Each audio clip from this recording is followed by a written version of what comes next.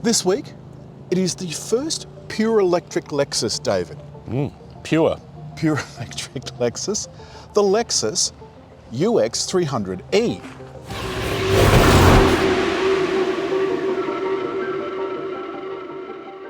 There's a few interesting points about this Lexus. First, David, it comes in two trim levels. Sport and Sport Ultra, is it? Sport Luxury. Luxury and Sport Luxury. We'll get there. For $74,000 and $81,000. That's quite a lot of moolah. Plus on-road costs. It's not that much more than some other Kias, for example, but they're horses and courses. That's right. And we just happen to have an EV6 with us this week as well. Not by way of comparison, but they are around the same money. But you can see the difference in the sizes of these two cars, considering they're more or less the same price. So we're not doing a direct comparison, but we just happen to have this here, so we thought, well, we'll include it. There's 3 years worth of Lexus Encore. So at first, what seems like not an overly brilliant deal turns into something brilliant when you realise that if you are going on a trip somewhere, so for 3 years, you can swap into another Lexus, an LS, LX or LC, whatever is your fancy, for up to 8 days at a time for 4 times. Charging is only up to 50 kilowatts, so this is quite slow. And it takes 80 minutes on that 50 kilowatt charger to charge the 54.35 kilowatt hour battery. And that's somewhat behind the Kia, isn't it? Yes, it's not a lot, and of course it brings out a great angst about range. Now we have reviewed this recently, so we're not going to go through all the instruments and what have you. I'll include the link to that video in the comments below. But range is something that I've had a real problem with this week. It promises up to 360 kilometres, but at full charge, I've only been able to get 300, and we've not come very far from Sydney, and we've got, what, 163 left. I'm a little worried because it dropped like a stone about making it home. David, how much power have we got? We've got 150 kilowatts and 300 newton metres of torque. Not enormous, but being an electric car, it gets off the line moderately well, 0 to 100 in 7.5 seconds. 7.5 seconds, you know, once upon a time, that was actually considered a really good figure. Isn't this blissfully quiet, David? Oh yes, it's a great example with that luxury element of an electric vehicle. And the ride is, if this was a drag queen, it would be called Miss Superb. Do you like that? Miss Superb? Yeah. Now, there's a few things that I want to point out. First of all, the side windows are dual pane, so to make it a little bit quieter, yes. They've done a lot of sound deadening in this car to make sure the sound is actually dead, and boy, oh boy, you really do feel isolated from the road. The other thing is that unlike the EV6 that's following us, this doesn't really have true iPedal. So what I'm going to do, David, is I'm going to pop you into B. Now, if you want anything more, it should have come up B there on the dash. And on the heads-up display. On the heads-up display. If you'd like a little more force, you can control it with your steering wheel pedals. Now, interestingly, the display, the little ring on that doesn't move like it does on other Lexuses, and that driver's screen is only half the kind of the width of the display, which is a little bit disappointing. The other thing that we've got is drive modes. Now you can select those, like the LFA supercar, David, they're up on your binnacle. Once you know they're there, I think it's good. Yeah. Although this is just front wheel drive. So it's not quite as sticky as the EV6. And I did notice just a hint of understeer, especially in the more enthusiastic drive modes. It was a little bit fluffy as you got more exuberant at an earlier stage than what you might have expected. Definitely. But I think in terms of comfort, this really is absolutely brilliant. The other thing, David, is if we're talking about comfort, I've got the Climate Concierge switched on. Ask me what the Climate Concierge is. What's the Climate Concierge, Alan? Everything is in automatic. The seat heating and cooling, the temperature that comes out of the ducts and so on and so forth, steering wheel heating. So you set the temperature to whatever you'd like it to be. And the car then decides what is the most efficient way to get you to that temperature. So I don't have to set the heated seats at mild, medium or cook. Exactly. And it is mild, medium or cook. They're your options.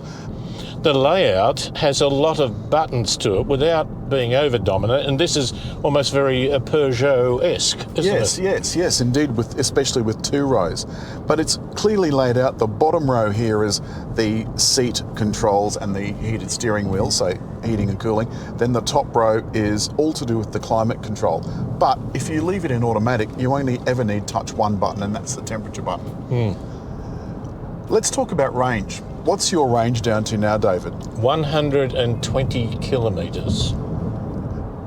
I think that this is a city car. Now this weighs around 1800, a bit below 1850. and that's the point that I wanted to make about extra range, is that the more range you put in, the more weight you put in. The other point that Lexus made, David, was that this is 200 kilograms lighter than the European opposition. Okay. What they didn't mention is what the European opposition was or how much range it has. So I suspect that, yes, it's 200 kilos lighter, but it's 200 kilos lighter with 200 fewer kilometres in its range. I think we've really got to come to grips with the fact that electric vehicles are not necessarily there to be tested at the old boys style of review. And by old boys style of review, David, means every corner at warp 10 and on and off the accelerator like it's a bloody light switch. We're on a particularly poorly kept section of the M1, the Pacific Motorway. And because we've had such appalling weather lately, the road maintenance is a very, very long way behind. And yet, this still feels pretty smooth. If we were talking about bare facts and figures, then really this is a bit of a fail. And I think this is one of those cars, David, that is more than the sum of its parts. But this, David, takes 80 minutes to charge from 10%. And I'm sorry, that is too slow. 50 kilowatt max charging is too slow. Yes. I'm extremely and I think disappointed. under AC, it only takes up to 6 kilowatts per hour. I want to talk a little while about the cruise control and lane control. I'm not that fussed on it. No, a couple of things. We noticed it seemed to identify when the lines are there on a whitish concrete road with white line marking. It's hard to see, yet it didn't seem to be able to hold you in line. No, and that's whether you've got the lane centering switched on or not. It tells you in the driver's instruments if the lane centering is switched on, but it seemed to either interfere when I didn't want it to, or didn't interfere when I did want it to, or switched off and didn't tell me. At night, David, I think this is very pretty.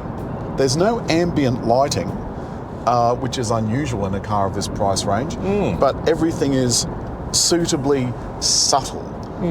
Everything is backlit. David, how are your steering wheel buttons? Are they all backlit? Yes, Alan, they are. Also, the information on the driver's dial, you've got things like the level of charge, the level of braking, and by the way, you can't activate your cruise control while you're in B. It's ridiculous. That's what I was struggling with. Oh, right, so you need to do that. Okay, now whack it on. Okay, sorry, here we go. Yes, sorry. Now I can see that you've got... I know, because it's got it very clearly on the heads-up display. And I can tell that you're set, and I can tell that your lane control is on, now off, now on, now off, now off, now on. Isn't that ridiculous? Given that we're on a very consistent quality road. So let's wrap this up, David. Let's wrap this useless rant up. To summarise, we've got a car that I think price-wise, you do get a lot for your money. It is beautiful quality inside and out. I love the look. The performance is, I think it's adequate. Yeah, more than enough. I like the look inside. The outside, I think, is. I would like an all-wheel drive option, or or something that at least gives me the option not to have everything scrambling through the front wheels. The Encore, I think, is something that I don't think anybody else offers. Lexus Encore. The warranty is great, 5 years, not too bad for the car, 10 years excellent for the battery, because Toyota and Lexus have learned that their batteries are pretty long lasting. That's it this week for the Lexus UX300e. David, I really liked it. It has quality, but it has not advanced electric motors in cars as far as some other models. No, it's their first whack at a pure electric car. They've been doing hybrids for years, but as always, David, it's come time. It has indeed. To hit like. And leave a comment. And just over there, to subscribe.